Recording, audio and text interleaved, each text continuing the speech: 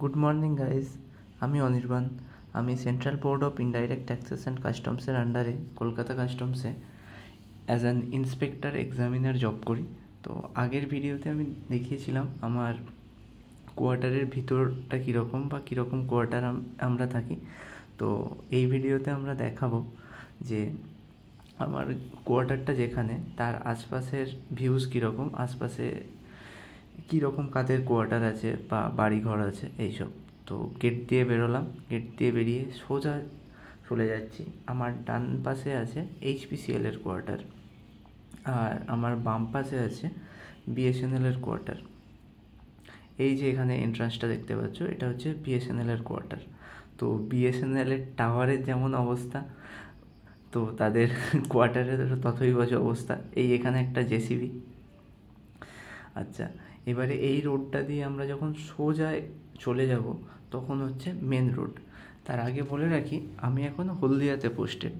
তো এই যে রোডটা আছে, রোডটা থেকে ডান দিকে চলে গেলে আমরা চলে যাব হচ্ছে হলদিয়া যে টাউনশিপ সেখানে।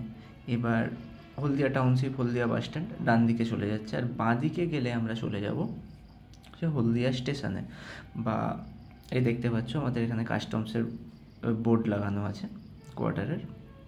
আর যেটা বলছিলাম যে বাঁ দিকে যদি আমরা চলে যাই তো ওই রাস্তাটা দিয়ে সোজা আমরা কলকাতার দিকে বেরিয়ে যাব। দেখতে পাচ্ছ এখানে আমাদের কোয়ার্টারের যে গার্ড সে দাঁড়িয়ে আছে। এই কোয়ার্টারের আমাদের যে রেসিডেন্সিয়াল যে কমপ্লেক্স তার গেট আমি এন্টার করলাম। এবারে এই যে বাঁ হাতি যে রুমটা সেটায় আমরা থাকি।